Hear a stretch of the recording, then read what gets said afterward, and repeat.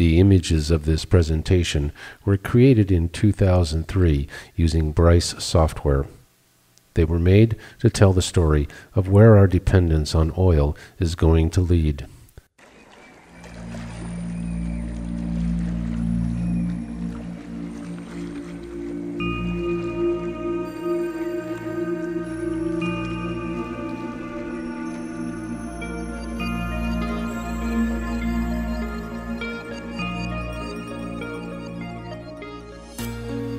After many years of burning fossil fuels indiscriminately, the skies became gray all over the planet. The dreams were diminished, almost gone.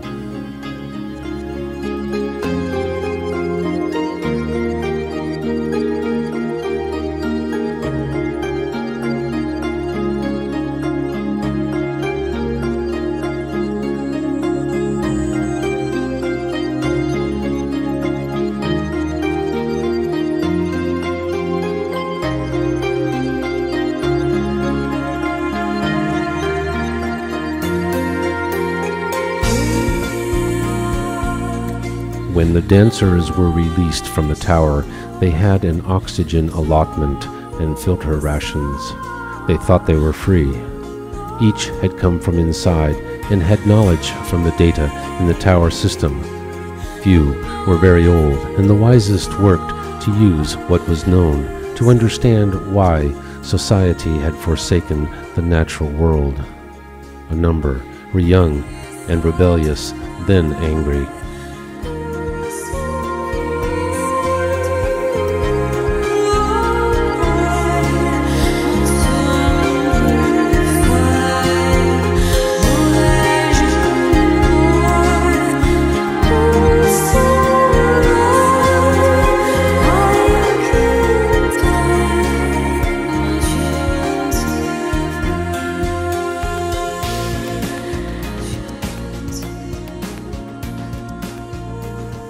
Food could be grown in the garden spheres away from the chemical rain. The fortunate lived lives fed from the sheltered environments pioneered with the biosphere. Children who lived in the garden cities could watch vegetables grow and might still know hope for a while.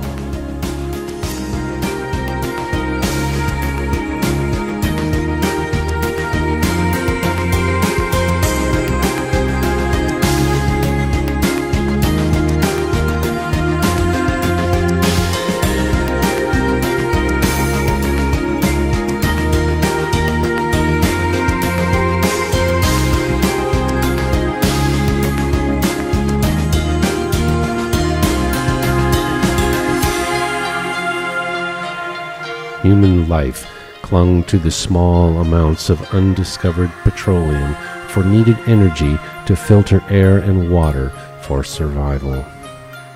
Many life forms were extinct, the seas filled with inedible, diseased fish. Survival was finite, even with cloning. No amount of influence could bring more life.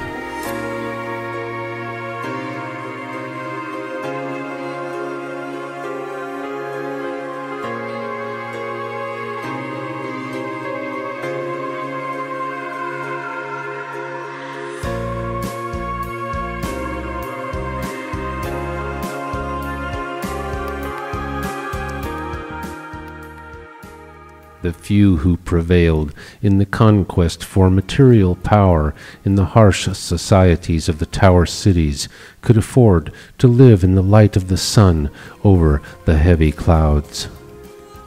At the top of the air towers, they faced their growing children and tried to justify continuing the isolation and separation from the people below who were struggling to breathe. The young ones knew what price was paid to bring the sun through the windows of their homes.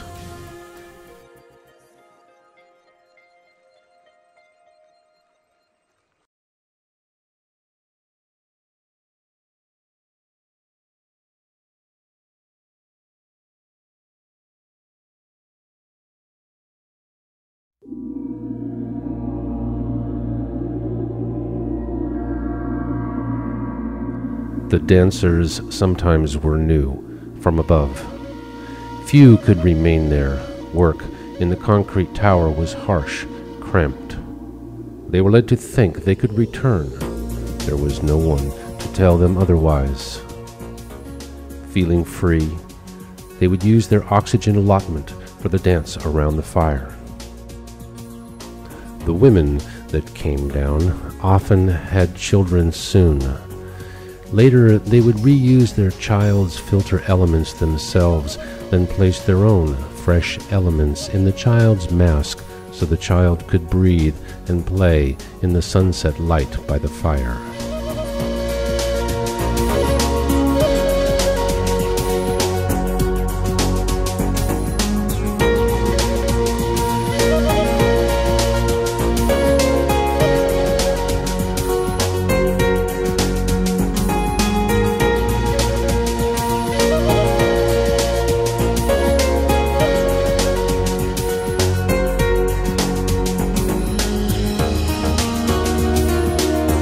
In the morning, those who had danced would realize that they could not return to the tower. They would be angry for a while, then most would understand why civilization had lost control of itself in the ecosphere. They would understand that the truth of the human unconscious, the truth of the compulsions, was rejected too long and control was lost. Wants and desires were allowed to rule, and those with material power would not acknowledge that needs were different, sacred. Before the towers and the purified air in them, the powerful would watch their young children die in the deep, trusting love of the sacred spark of life in their innocent eyes go dark as the hopes and dreams disappear.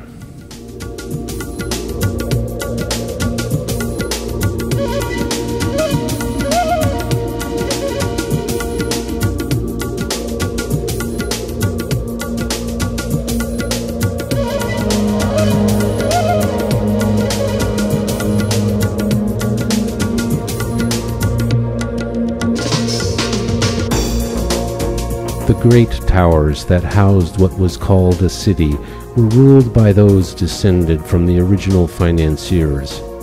In the beginning, the biospheres used shapes that could utilize several renewable resources. Then it grew too dark. Eventually, they grew tired of defending their grown children and watched them be shut out to die when someone younger, healthier, learned how to do the needed work.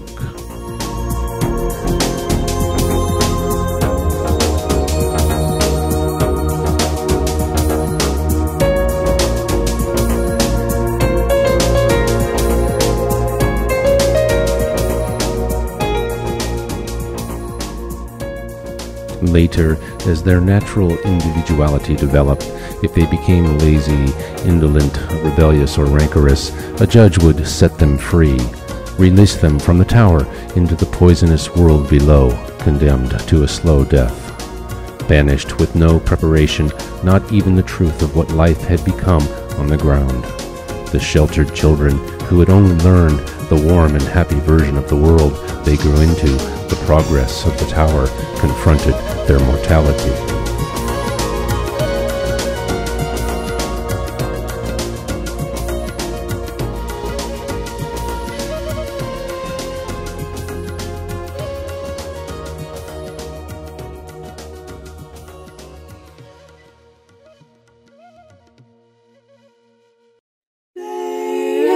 They who take everything away, give nothing without, cold cash being paid. Me is the me who spent my last penny on a woman who went 2 days hungry. They, I'm not sick enough, they say.